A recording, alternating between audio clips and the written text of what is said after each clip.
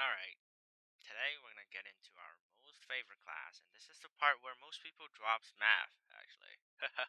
I've seen so many people drop math exactly when this part happens. So I'm gonna go through trig identities today. Yeah, now before we can actually do any identity solving, I have to actually prove some identities to you. So first we're gonna prove we're gonna learn about two main identities today. So the first one is sine x over cos x equals 10x. And I'll prove that to you. Alright, so sine is equal to opposite over adjacent, right? Opposite over hypotenuse, right? And then cos is equal to adjacent over hypotenuse, adjacent over hypotenuse. So we learned this back when we did a triangle where we had so this was the x, y, and r, right? So for sine, opposite would be let's say I'm taking this angle. Opposite will be y over r. And then this will be x over r. Now if we divide this, so y over r divided by, which is multiplied by r over x, so this cancels out, and this is going to give us 1 over x. And remember what tan equal to? Opposite over adjacent. So if tan of this, it will give you opposite over adjacent, y equals x. So right there, we just proved our first identity that we're going to use today, that being sine over cos equals tan. Okay? So let's go ahead and do another one. So the other one we're going to do is called a Pythagorean identity. It's pretty straightforward. So cosine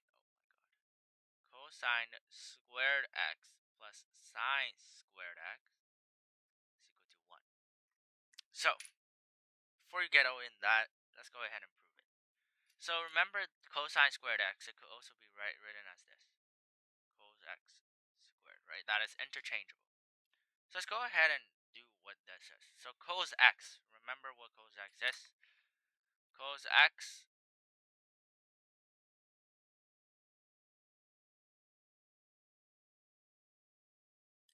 let's do the same. So cos x is still going to give you adjacent over hypotenuse, so x over r, plus sine, which is sine equals y over r, squared.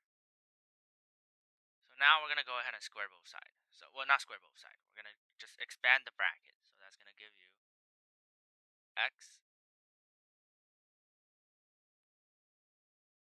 squared over r squared plus y squared over r squared equals to 1. Right? Now this is a common denominator, so we can just write x squared plus y squared over r squared equals 1. Now, wait a second. This was a right triangle. So if I have x squared plus y squared, that's just Pythagorean identity. So x squared plus y squared equals r squared. So we have r squared over r squared, which is going to give us 1.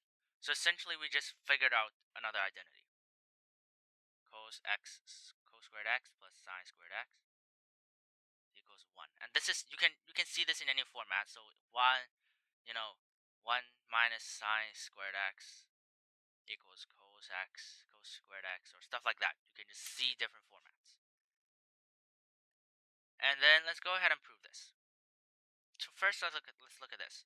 So prove that cos x tan x over sine x is equal to 1. So let's first, personally, I like in grade 11, I do all of this. So my personal favorite is just simplify everything down to sine and cosine. So sine x times sine x over cos x, because that's what tan x expands to. Remember? Now sine x is equal to 1. So after we multiply the top, so cos x times, so now this cancels out. And then sine x, so now we will have sine x over sine x equal to 1. And now it cancels out, so that's equal to 1. And then you write left side is equal to right side, and then you correct your marks, and then you're done. Let's move on to another identity.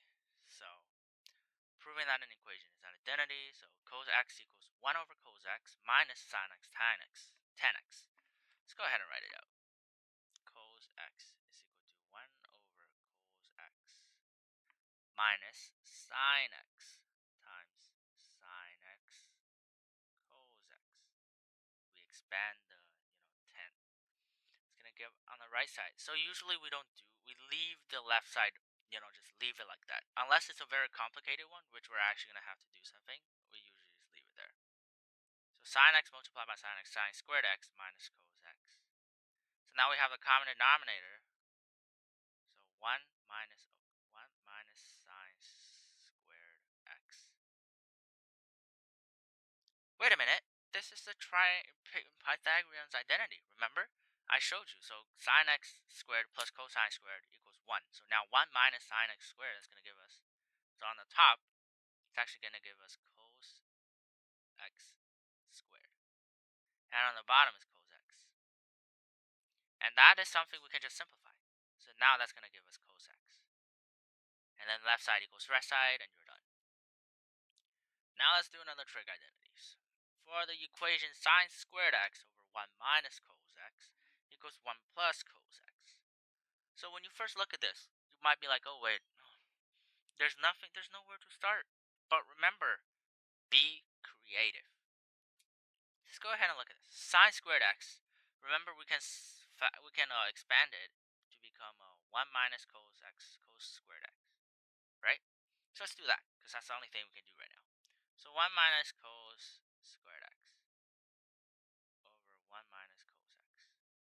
So hey, what do we do here? We can't do anything. I mean, the top, you can't just factor it out because they're not multiplied together. So what if the top is a difference of squares? So 1 plus cos x, 1 minus cos x.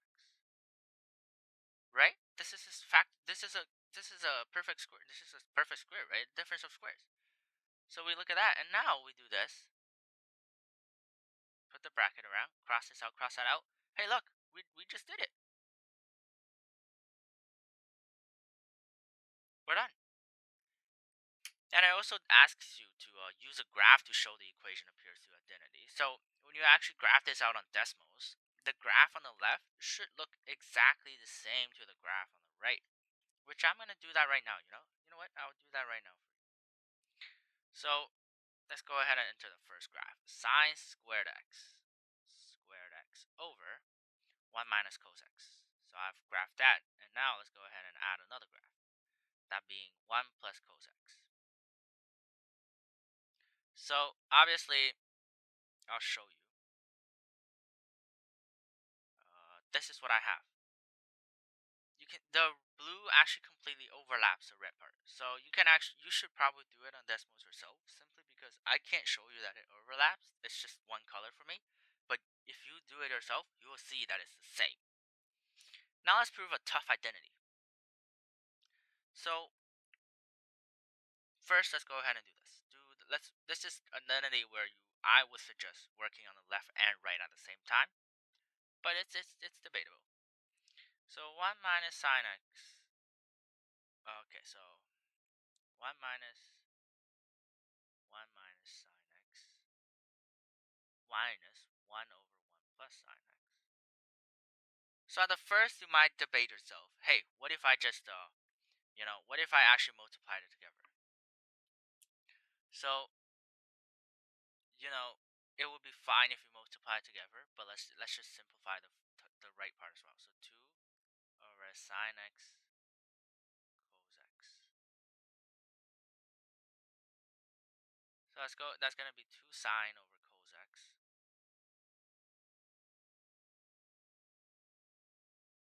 And then divided by cos, which is times by 1 over cos. That's gonna give you can't simplify it, so that's gonna give you cos squared x. So now, how are we going to get the left to become, a cos squared x at the bottom? It's gonna be the thing where I told you earlier, where we multiply these together to find a common factor. So let's just multiply this. So on the right is gonna be 1 plus sine x minus, I'm gonna put a bracket, 1 minus sine x. And on the bottom is gonna be the what is it? The difference of squares. So 1 minus sine x squared, which is also equal to cos squared x. So now let's simplify the top. 1 plus sine x minus 1, so that's minus. And then, however, this minus sign cancels out, it becomes plus 2. So 2 sine x over cos squared x. And now we see this. Left side equals right side. We're good. Pretty easy. I know. Now let's go ahead and move on to number 5. So this is one of the most interesting one because I looked at the textbook and I looked at it myself and I was like, what is this talking about? What is this? So I guess it's something in physics, and since math is kind of physics, physics is math completely. So we're actually gonna go ahead and listen to this. Well, look at it, I guess. So it's shown on the beginning of this section. So which is right here. Just don't. It doesn't matter. It doesn't give any information at the beginning of the section. So ignore that. The equation, which we have here, includes two expressions for finding the maximum height that a ball kicked from the ground. So basically, the two equations are determining the same thing, except for they're using different variables. So now we have to prove this as an identity. Okay, this is very stupid to most people, because you have many other factors involved in this. You have a g and you have a v0. You have all of these different factors, but they're nothing, really. They're just nothing. Just focus on the trig part first. So we have sine. Oh, okay, right. We'll have sine squared x is equal to cos squared x over sine over cos squared. So essentially, you expand it, it will be sine x squared over cos x squared, right? And then the cos cancels out, so sine squared x is equal to sine squared x, right? We just proved that identity, because remember, everything else just cancels out. For example, if I had first we had 2g, right? What if I multiply both sides by 2g? So that 2g cancels out. And now we're left with we're left with this.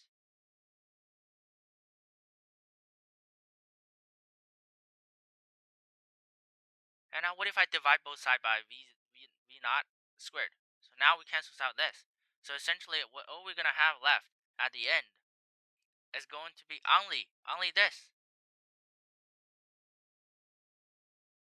So this is the only thing that we need to prove, which we just did. So we can do L side equals left side equal to right side, and we're completely done. So I want you guys to actually go ahead and memorize some even more stuff here, which I will write you out. I'll give you a text box because I don't like my handwriting a lot. So first we have our original identity, sine x over cos x. It's gonna give you 10x, and then cos x. What if you just flip it over sine x? This is gonna give you cotangent x. So you don't need to use this at all. And then we had our Pythagoras identity. So cos squared x plus sine squared x equals 1. That expands us to have many different kind of branches of it. So we're going to go ahead and have 1 minus, so cos squared x is equal to 1 minus sine squared x. Or sine x squared. I'll do that. Yeah. You can do that. So, and then we have the sine version, which is sine x squared equals to 1 minus cos x squared. Change my keyboard settings real quick. And then now, what if I just, I already know that cos squared x is equal to 1 minus sine squared x. What if I just add it in here? So 1 minus sine x squared plus sine x squared. You'll be able to prove another identity. And then you're going to have a bunch of more just expanding in here. It's a continuous process. But here we go. This is everything that you are going to need to know. And we are pretty much done. Yep. So these are the identities that we learned. There should be more, but that's it for today.